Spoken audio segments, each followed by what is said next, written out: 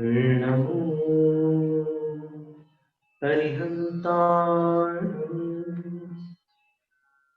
नमो सिद्धाणं नमो आयर्याणं नमो उवझायाणं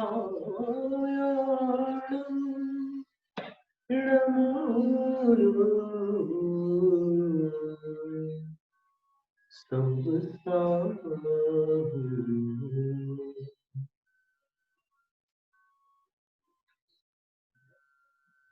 भक्तामर प्रणतमौलिमणिप्रभाणां मुद्योतकन्दलितपापतं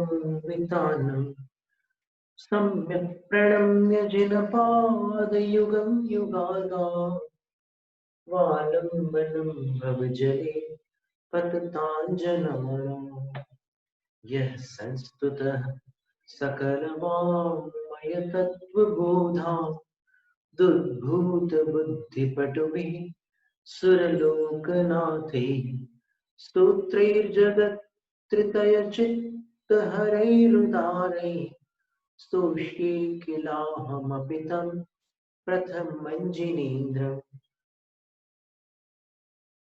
पिछले 2 काव्यों का पाठ करके आगे बढ़ते हैं।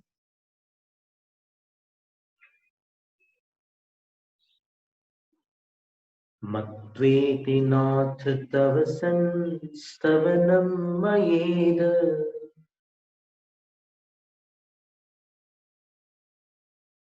मारभ्यते तनुधियापि तव प्रभावात् चेतो हरिष्यति सतां नलिनीदलेषु मुक्ताफलद्युतिमुपैति ननूदबिन्दुः। मुक्ता फल, फल के उच्चारण में दोनों होंठ मिलाने होंगे। अपन ऐसे हिंदी में फल फल बोलते हैं, वो फ नहीं है, फ है। फ का उच्चारण उर्दू में होता है, एक नीचे नुक्ता लग जाए तो फ हो जाता है। मुझे तुम पर फक्र है, तो वहां पर फ होता है, यहाँ पर फल है, दोनों होठ मिलाकर। मुक्ता फल द्युतिमुपैति ननूद बिंदुः।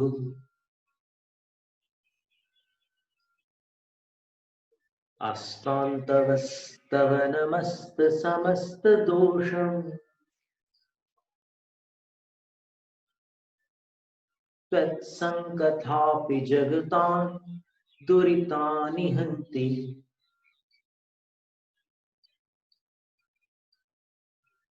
दूरे सहस्रकिरणः कुरुते प्रभैव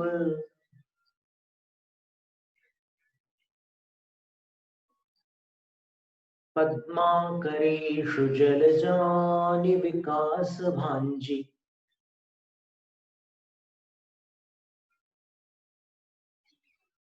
सहस्र में भी इतना ध्यान रखना, सहस्त्र ये अशुद्ध उच्चारण है।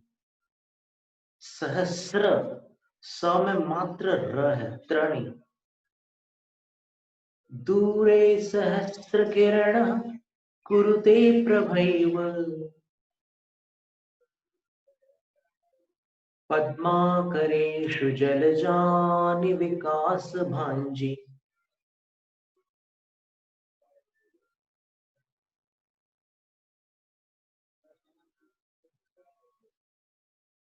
सहस्र शब्द 3 बार आता है भक्तान स्तोत्र में, यहाँ पर फिर 22वें काव्य में और फिर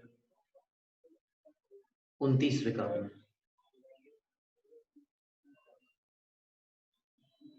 सर्वादिशो ददति भानि सहस्र रश्मि, और फिर उधर तुंगोदयाद्रिशीर्षीव सहस्र रश्मि की। अब दशम काव्य है। अब आचार्य महाराज बता रहे हैं कि स्तुति का क्या परिणाम होता है, स्तुति का क्या प्रभाव होता है।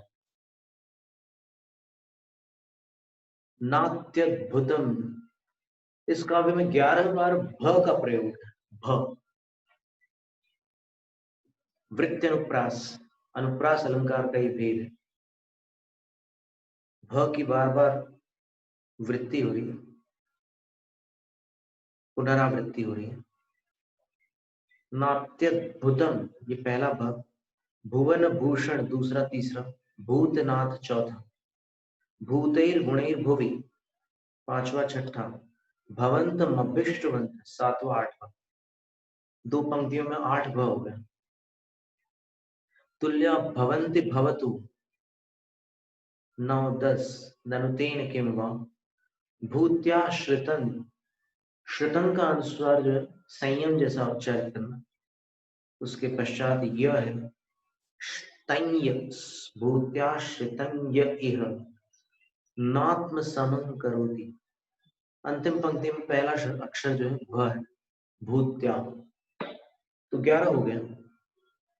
अब इसका अपन हम लयबद्ध पढ़ के बताते हैं, फिर आप उसका फिर उसके बाद अपन मिलकर के करेंगे।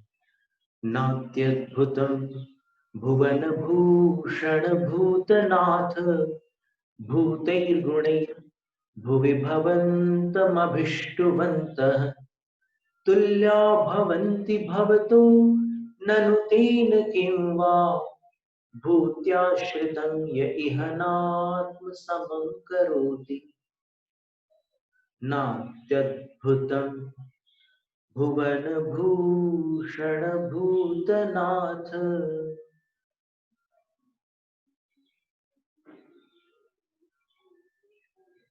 भूतैर्गुणैर भुवि भवन्तमभिष्टुवन्तः,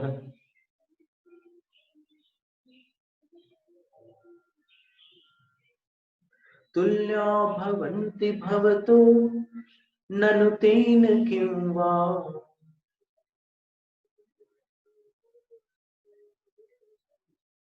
भूत्याश्रितं य इह नात्म समं करोति।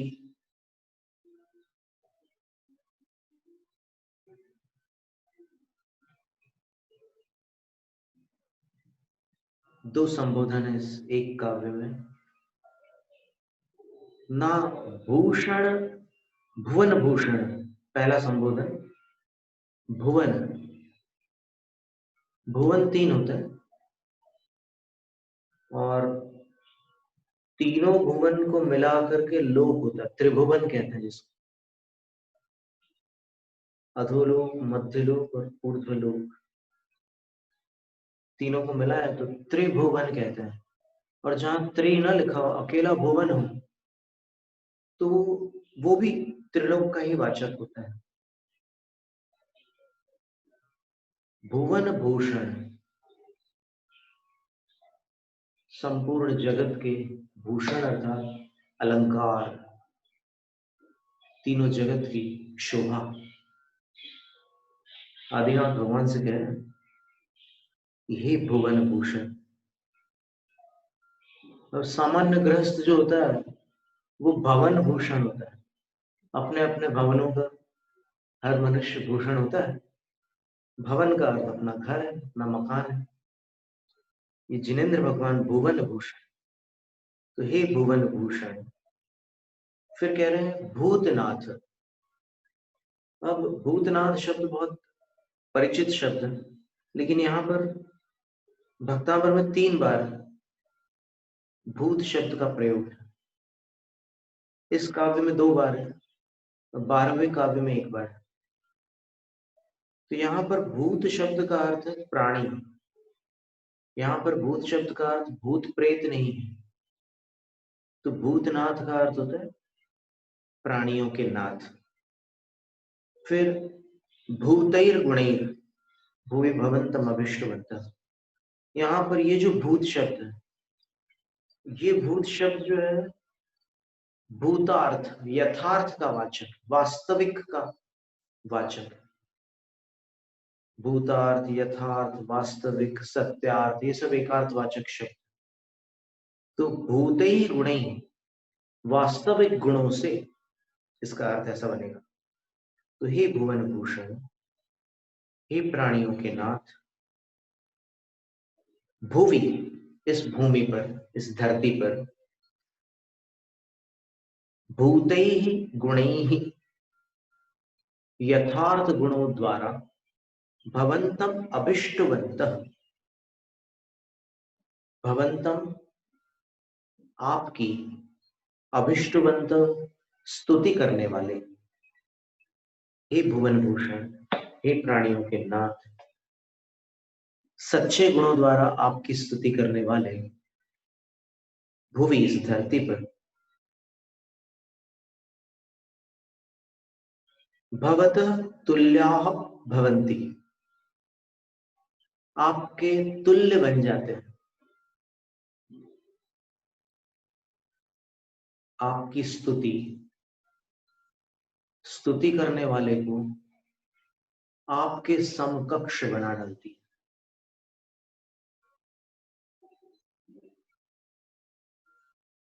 ये स्तुति का वास्तविक फल है। लेकिन स्तुति वास्तविक गुणों से की जाए तब तो फिर प्रश्न उठेगा कि क्या स्तुति अवास्तविक भी हो सकती है? होती है। अवास्तविक स्तुति को चापलूसी कहते हैं। मुसीबत आ गई तो फिर भक्त बन गए, मुसीबत टल गई तो जहां के तहां पहुंच गए, और मुसीबत के समय आप भगवान को न जाने क्या क्या बोलते हो, आप कैसे कैसे शब्दों से उनकी स्तुति करते हो। तो वो स्वार्थवश की जाने वाली, अपने संकट का निवारण करने के लिए अथवा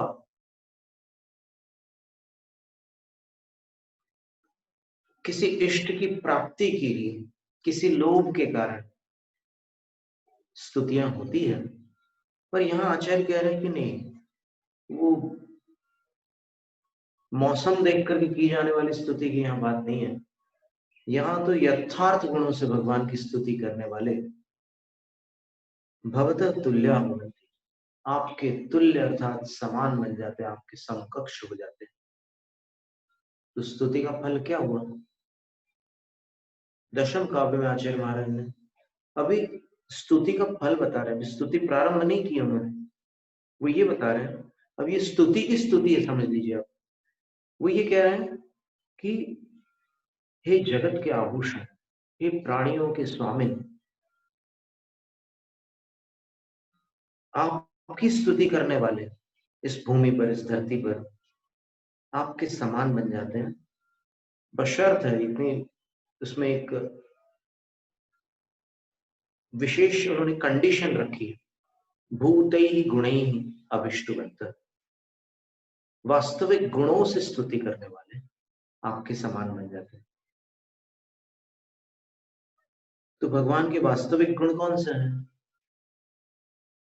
जो निश्चय नय से भगवान के गुण है वो वास्तविक गुण है, या जो व्यवहार नय से भगवान के गुण है वो वास्तविक गुण है? तो इसका उत्तर होगा कि निश्चय और व्यवहार दोनों नयों से, वो नय दोनों सुनय हो, दुर्नय न हो। दुर्नय का अर्थ होता है कि वो नय अपना तो आग्रह रखता है और दूसरे को नकारता है। नहीं, जो सम्यक नय होते हैं, जो स्याद्वाद नय होते हैं, वो स्यात् पद के साथ जुड़े होते हैं। स्यात् का अर्थ होता है किसी दृष्टि से। व्यवहार नय के गुण सही है, किसी दृष्टि से निश्चय नय के गुण सही है। व्यवहार नौ भासदी जीवो देहो हवदि खलो इको। समय पौड़ ग्रंथ में कहता है कि व्यवहार नय कहता है कि जीव शरीर एक है। अब वो उसके बिना व्यवहार चल नहीं सकता ना, लोक व्यवहार भी नहीं चल सकता। ये तो व्यवहार नय की बात। व्यवहार नय दो को एक बना देता है। जैसे आप कभी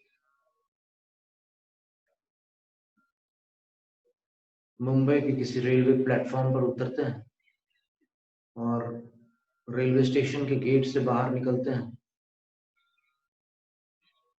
तो आप यदि कोई अपना परिचित नहीं दिखाई देता तो आप आवाज लगाते, टैक्सी या ऑटो, किसी को भी बुलाते। पहले तांगे भी चलते थे, तांगा ऐसा बोलते थे, या फिर रिक्शा है तो रिक्शा को बुलाते हैं। अलग अलग स्थानों पर जो भी साधन,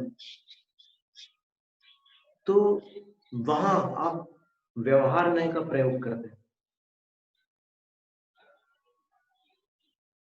वो तांगे वाला भी समझता है, ऑटो वाला भी समझता है, टैक्सी ड्राइवर भी समझता है कि इसने टैक्सी कहा है तो मुझे इनके पास जाना होगा, ये मेरे लिए ग्राहक है। वो ये नहीं सोचता कि इसने टैक्सी कहा, इसने मुझे तो नहीं पुकारा, मैं क्यों जाऊं, ऐसे बैठ आंख बंद करके ऐसे बैठ नहीं जाता। वो तत्काल वहां पहुंचता है क्योंकि वही उसकी आमदनी का साधन है। तो दो को एक करने वाला एक व्यवहार नहीं होता, और एक दूसरा भी व्यवहार नहीं होता जो एक को दो कर देता है। जैसे आत्मा है, आत्मा एक अखंड द्रव्य है, लेकिन वो आत्मा को विभाजित करता है। आत्मा ज्ञाता है, आत्मा दृष्टा है। ये गुणों के माध्यम से एक द्रव्य को अलग अलग प्रकार से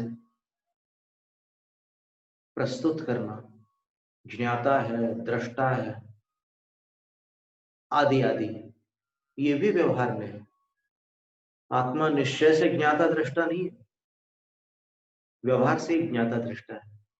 निश्चय से तो आचार्य कुंदकुंद स्वामी ने समय पावड़ की छठी गाथा में लिख दिया, न विहोधि अपमत्तो न पमत्तो जान बोध जो भाव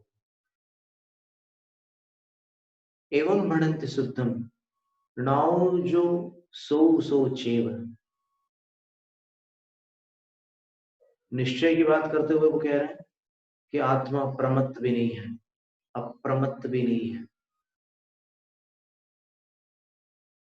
इसलिए प्रमत्त अप्रमत्त न होने के कारण शुद्ध है, क्योंकि निश्चय किसी और को देखता ही नहीं है किसी के साथ,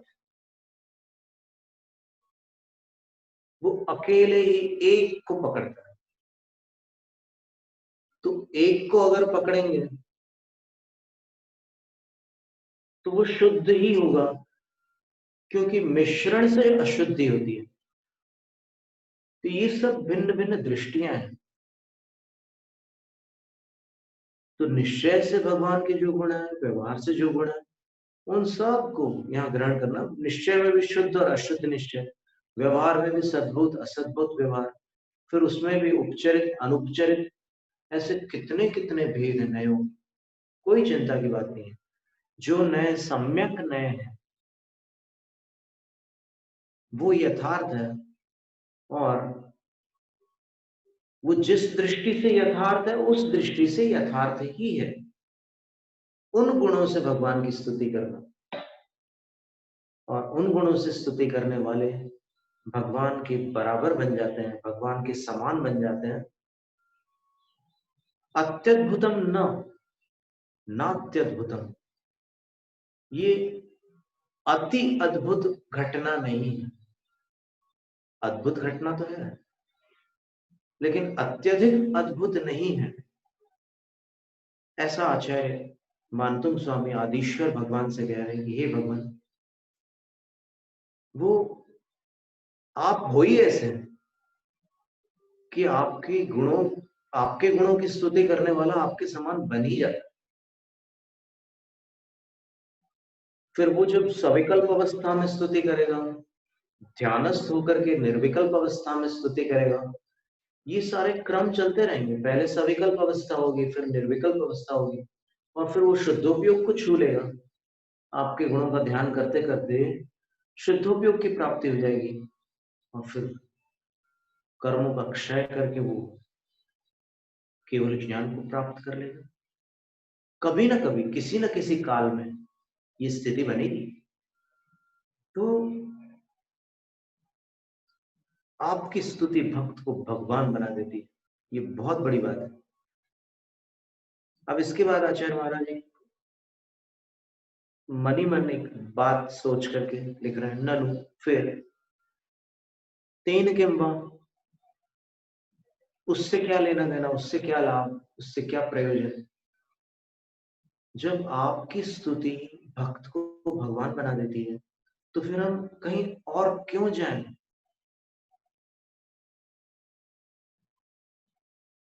यह जो इह माने इस लोक में, इस जगत में, आश्रितम आत्मसमम न करोति, अपने आश्रित को, अपने शरणागत को आत्मसमम, अपने समान न करोति, नहीं कर सकता।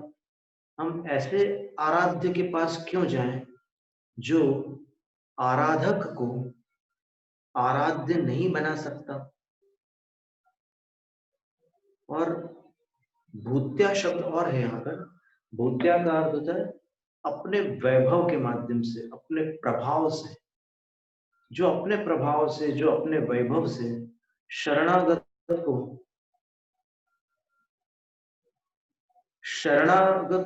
शरणागत से शरण न बना दे, अर्थात सेवक को स्वामी न बना दे, उस स्वामी से हमें क्या लेना देना, हम उसके पास क्यों जाए। अरहंत शरणम पवज्जामि, हम तो अरहंत की शरण को प्राप्त होते हैं। हम तो आपको ही अपना इष्ट देवता मानकर पूजते हैं, आपकी ही अर्चना करते हैं, आपकी ही पूजा करते हैं, आपकी ही वंदना करते हैं, आपकी ही स्तुति करते हैं, आपको ही नमस्कार करते हैं। भक्ति में डूबने के लिए भगवान को अनन्य शरण बनाना अनिवार्य होता है। जब तक अपन अपने आराध्य के प्रति ऐसे भाव अंतरंग में नहीं लाएंगे कि इनके सिवाय मेरा कोई नहीं है, तब तक वो शरण नहीं होंगे अपने लिए, क्योंकि अपन अस्थिर है।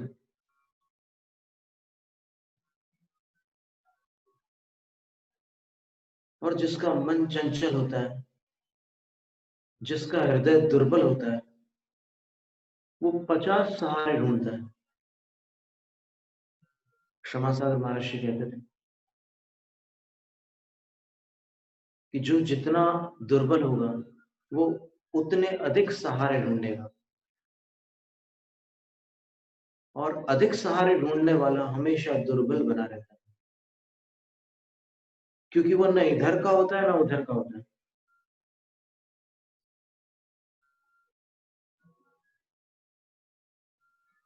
अब दो मित्र पेड़ पर चढ़ते हैं आम तोड़ने के लिए, पहली बार चढ़ते हैं, उनके पिता और पितामह भी कभी पेड़ पर नहीं चढ़े थे,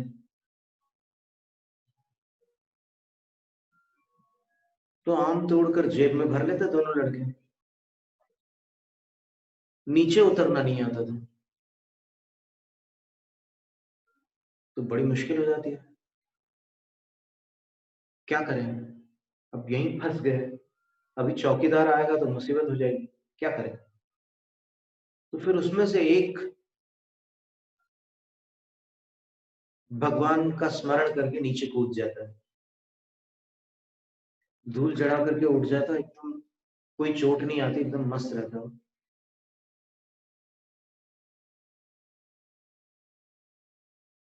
संकट में ही तो भगवान की याद आती है ना, और काम भी बन गया उसका, भगवान को याद किया तो वो एकदम सुरक्षित नीचे आ गया। अब दूसरा जो था वो सोचता है कि अरे इसने भगवान का नाम लिया तो मैं भी लेता हूं भगवान का नाम। पर वो सोच में पड़ गया कि कौन से भगवान का नाम है। अब वहां पर क्या था कि उसकी स्मृति में जो भगवान थे वो सब अलग अलग स्वरूप वाले थे। जैसे 24 तीर्थंकर होते हैं ना, उनका स्वरूप अनंत चतुष्टय सभी में समान होता है। वर्ण और फिर अवगाहन, ऊंचाई वगैरह में अंतर होना अलग बात है, लेकिन अंतरंग की जो अनंत चतुष्टय है वो सभी में समान होते हैं, लेकिन यहाँ तो सब में अलग अलग क्षमताएं उनकी स्मृति में जो आ रहे थे भगवान। तो सोचता है किसका नाम लूं।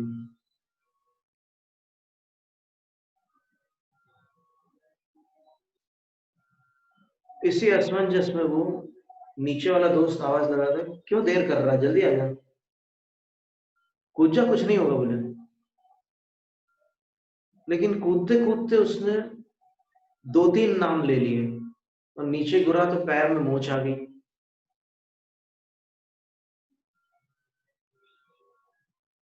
तो जब अपन मल्टी फोकस्ड होते हैं, अपन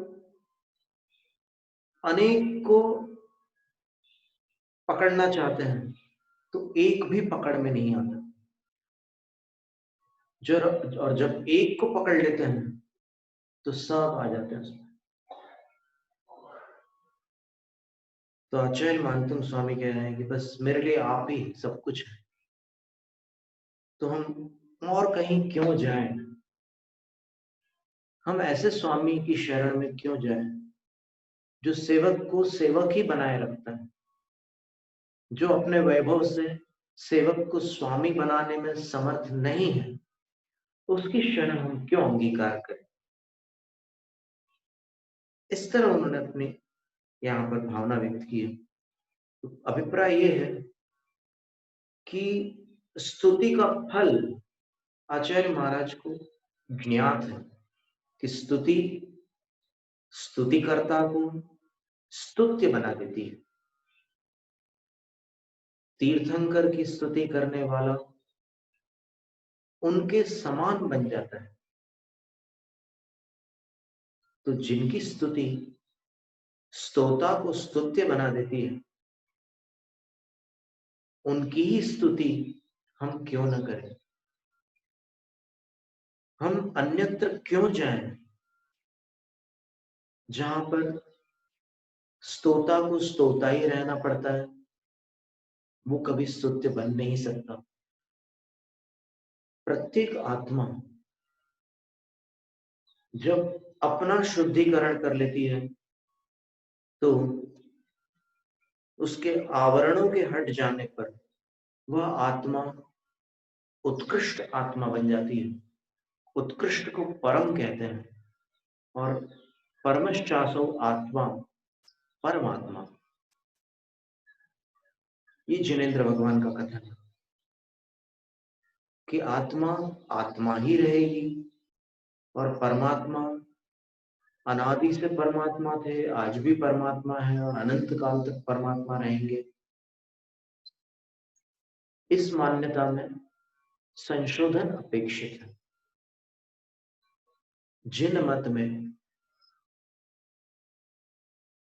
कोई भी जीव, कोई भी आत्मा अनादि परमात्मा नहीं होती,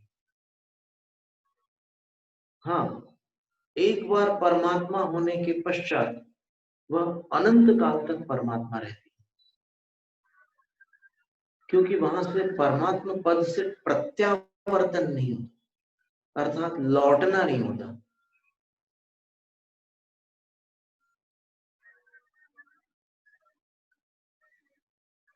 ये एक खदान है, ये जगत, इसमें अनंत जीव है, कुछ भव्य हैं, कुछ अभव्य हैं। अभव्य बहुत कम है, भले ही उनकी राशि अनंत हो, लेकिन भव्य उनसे कई गुणित है। अनंतानंत गुणित भव्य।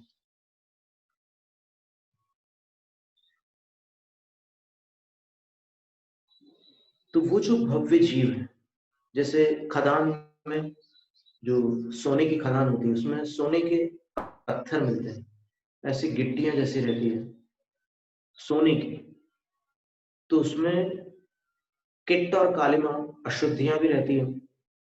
उसका शुद्धिकरण करने से फिर प्योर गोल्ड सामने आता है, 16 बानी सोना जिसको कहते हैं, अंग्रेजी में 24 कैरेट्स गोल्ड बोलते हैं। तो जो भी मेटलर्जिस्ट है, स्वर्ण शास्त्री है, वो जानता है कि इन पत्थरों में से कुछ ऐसे पत्थर है जिन पर हमारी प्रक्रिया काम नहीं कर सकती। यानी उन पाषाणों में से स्वर्ण को एक्सट्रैक्ट नहीं किया जा सकता, निकाला नहीं जा सकता। और कई ऐसे हैं जिसमें से सोना निकल सकता है, वो उनकी पहचान होती है इनके पास, जो स्वर्ण शास्त्री होते हैं, तो वो उन्हीं पत्थरों को लेते हैं। बाकी जो है वो तो ठीक है, वो पत्थर ही रहेंगे, उसमें से सोना निकल नहीं सकता है, जरूर सोना, लेकिन निकल नहीं सकता। उसी प्रकार संसार के जो जीव हैं, उनमें कई ऐसे जीव हैं जो अभव्य हैं, उनमें से वो अशुद्धि अलग नहीं हो सकती और वो शुद्ध स्वरूप बाहर आ नहीं सकता, रहेगा उसमें। वो अनादिकाल से वैसे ही थे, अनंत काल तक वैसे ही रहने वाले हैं, वो अभव्य जीव कहलाते हैं। फिर दूसरी राशि ऐसी है जीवों की जो भव्य जीव है। उनमें क्या होता है, उनमें अशुद्धियों को अगर छांट लिया जाए, अलग कर लिया जाए, तो फिर शुद्ध स्वरूप प्रकट हो जाता है। इसका एक और उदाहरण ले लीजिए कि जो मूर्तिकार होते हैं, वो किसी भी पत्थर में अपनी उस कुशाग्र बुद्धि से और अपनी उस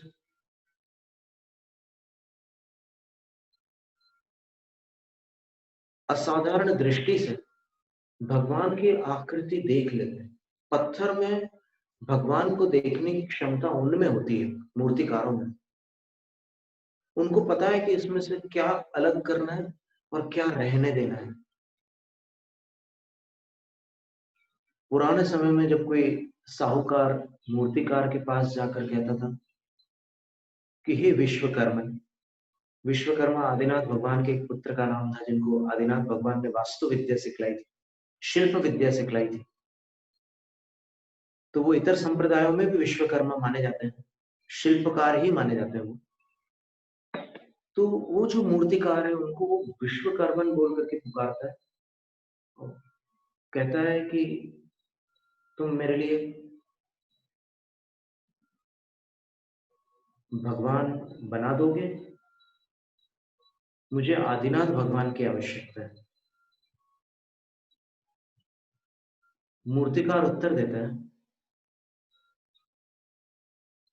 कि सेठ सेठ जी, आप समझे नहीं।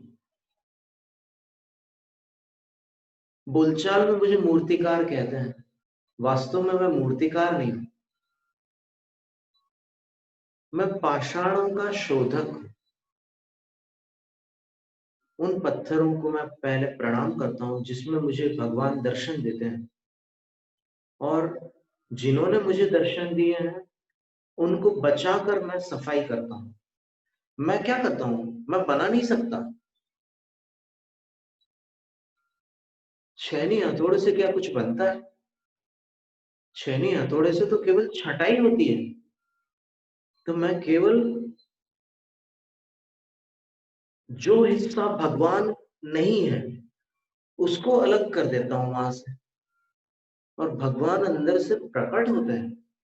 भगवान का निर्माण मैं नहीं करता, मैं मूर्तिकार नहीं, मैं पाषाण शोधक हूं। और एक बात सोचिए सेठ जी, अगर मैं भगवान को बना लेता और भगवान अगर मेरे बनाने से बन जाते, तो भगवान तो बनावटी हो जाते।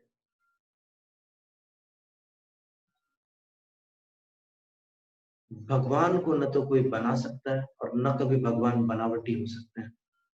भगवान तो भगवान ही होते हैं। तो मैं उस पाषाण की पूजा करता हूं, अपने औजारों की पूजा करता हूं। तुम्हारे जैन विद्वान मुझे भले ही मिथ्या दृष्टि कहें, जो अभिप्राय को समझने वाले हैं, वो मेरे हृदय को पहचान सकते हैं। और जो केवल बहिर्दृष्टि है, वो मेरी चेष्टाओं को देखकर सत्यासत्य का निर्णय करने की शीघ्रता करते हैं और मुझे मिथ्या दृष्टि कहते हैं।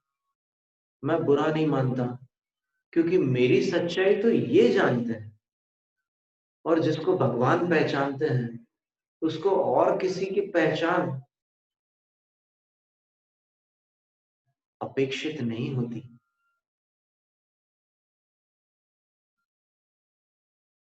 ये तो दो का नाता है, तीसरे का उसमें प्रवेश नहीं। तो हे सेठ जी, आप ये मत कहिए कि मैं मूर्ति बना दूं, मैं भगवान का निर्माण कर दूं, वो संभव नहीं है। मैं वहां से प्रयास करता हूं और बहुत सावधानी रखता हूं, तब भी मैं जानता हूं कि मैं चूकता हूं,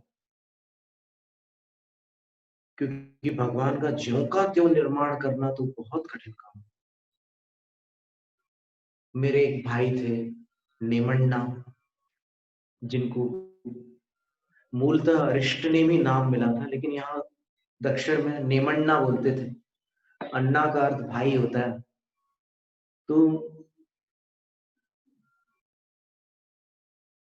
जब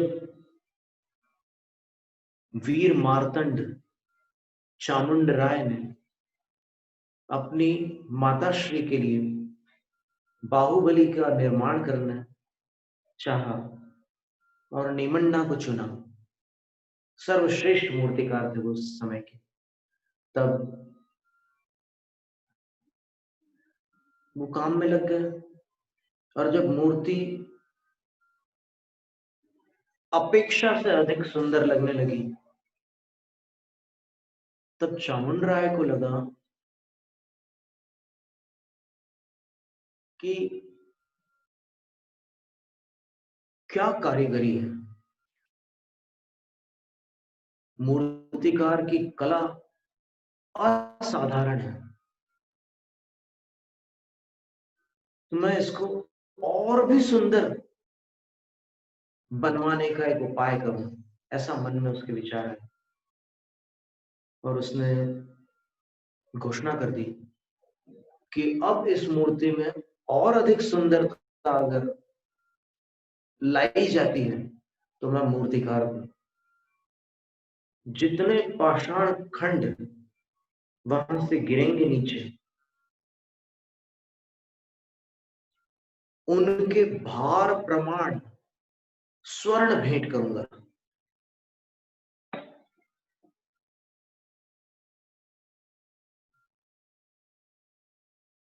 मूर्तिकार जो समर्पित भाव से पाषाण को तराश रहा था, ग्रेनाइट पाषाण तराश रहा था, इस घोषणा से उसका मन विचलित हुआ और विचलित होने के साथ साथ विकृत भी हुआ।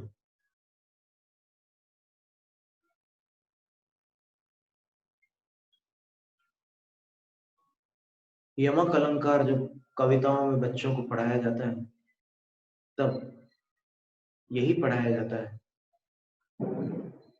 कनक कनक तय 100 गुनी, मादकता अधिकाय, एक खात बौरात है, एक पात बौरा है। कनक कनक, स्वर्ण को भी कनक कहते हैं और धतूरा जो होता है उसको भी कनक कहते हैं,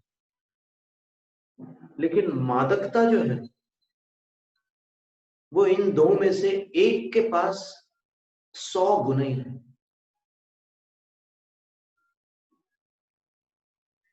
वो कैसे? बोले कि एक कनक को खाने पर मनुष्य बौराता है, उसको इतना तीव्र नशा चढ़ता है कि जबलपुर में एक आनंद भाई थे, उनको किसी ने होली के दिन वो जो ठंडाई होती है ना भांग वाली, उसमें धतूरा पिला दिया। 1 महीने तक उसका नशा रहा, इतना नशीला होता धतूरा।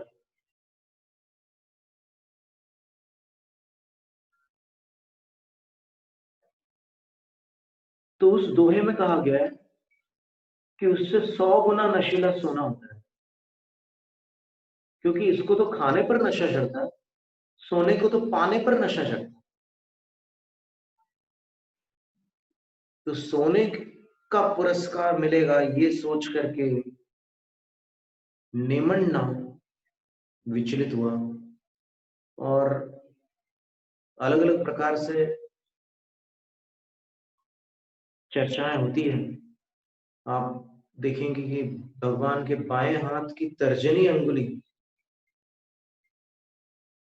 एकदम छोटी सी है, आसानी से समझ में नहीं आता। दूर से आप देखो तो फिर आप तो मंत्रमुग्ध हो जाओगे भगवान को देखकर, लेकिन उनके बाएं हाथ की तर्जनी को देखोगे, इंडेक्स फिंगर को, जिसको प्रदेशिनी भी कहते हैं, तो छोटी सी है।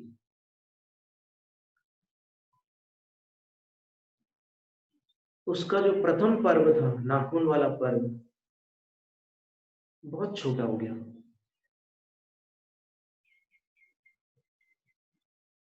स्वर्ण के कारण ऐसी घटना हो गई।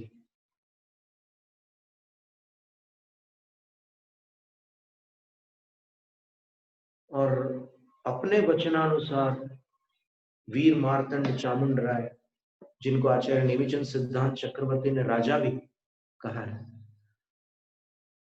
उन्होंने वो स्वर्ण दे दिया, अपने वचन पूर्ण की। भगवान का जो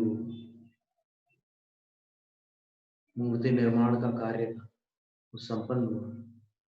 और जब उस स्वर्ण को निमन्ना उठाने लगा तो उसके हाथ अकड़ गए, मुट्ठी बंध गई, मुट्ठी खुल नहीं रही थी। तो वो अम्मा अम्मा कह रहा था। उसकी अम्मा आई वहां पर और अम्मा पूछती है क्या हुआ, वो पूरी घटना सुना देता है। तब अम्मा बोलती है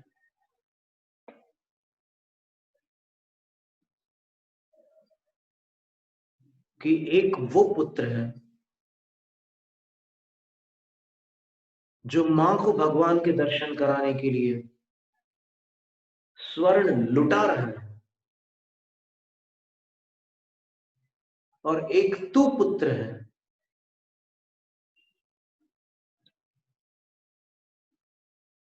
जो स्वर्ण को लूटने के लिए भगवान के अंगों पांग घटा रहा है। धिक्कार है।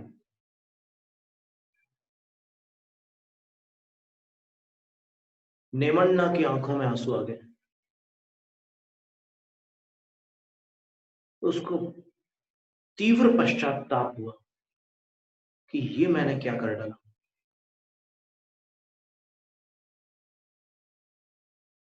फिर उसने भगवान से क्षमा मांगी। अप्रतिष्ठित प्रतिमा थी, लेकिन तो भी पहले से ही बहुत सारी शक्तियां वहां जुड़ी हुई थी। ऐसी प्रतिमा बन ही कैसे सकती। ये पूरी अलौकिक घटना है। वो बोलचाल वाली भाषा में हम बन ही कैसे सकते इस शब्दों का प्रयोग कर रहे हैं। प्रकट ही कैसे हो सकती है ऐसी प्रतिमा। उसने स्वर्ण का त्याग किया और भगवान के चरणों में प्रायश्चित लिया कि हे भगवान, इस पर्वत पर कहीं भी मेरा नाम नहीं होगा, यही मैं प्रायश्चित ग्रहण करता हूं। मुझसे जो अपराध हुआ है उसका यही दंड है कि मैं अपना नाम कहीं भी अंकित नहीं होने दूंगा, और संपूर्ण पर्वत पर कहीं भी नेमन्ना का नाम नहीं मिलेगा।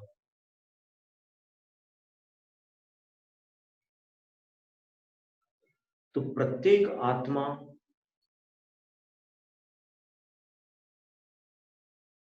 स्वचतुष्टय की अपेक्षा, स्वद्रव्य, स्वक्षेत्र, स्वकाल, स्वभाव और शुद्ध नय की अपेक्षा से परमात्मा है। और आत्मा में परमात्मा देखने वाली दृष्टि गुरु की होती है। और फिर गुरु उसको तराशते हैं। गुरु शिल्पकार होते हैं और शिष्य पाषाण होता है। उसको तराश करके पाषाण को भगवान बना देते हैं गुरु। इसलिए गुरु का उपकार अद्वितीय होता है।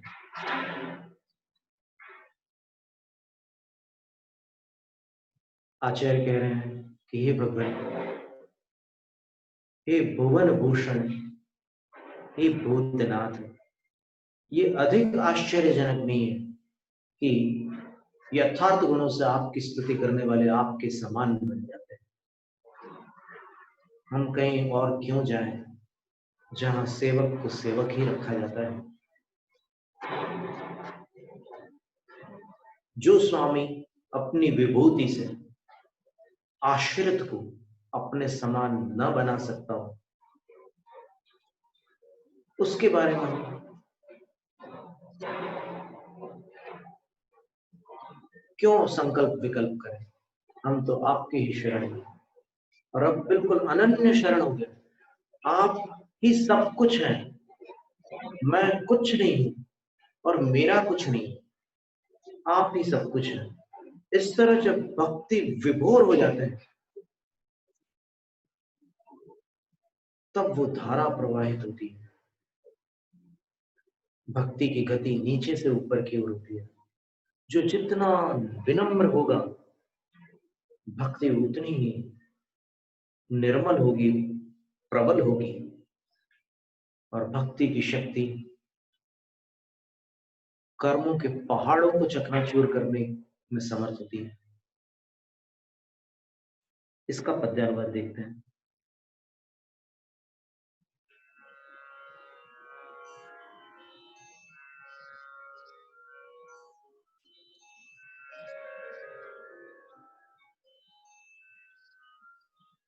अधिक न अचरज है जग भूषण, सर्व प्राणियों के नाथ। स्तवन आपका जो भी कर दे, विद्यमान गुण को ले साथ। वे स्तुति करता हो जाते हैं इसी धरा पर आप समान। फिर उससे क्या जो न विभव से करे भक्त को निज प्रतिमान। जय जय आदिश्वर स्वामी, घट घट के अंतर्यामी। जय जय आदिश्वर स्वामी, शिवपथ गामी जगनामी। जय नम जय दुशासन।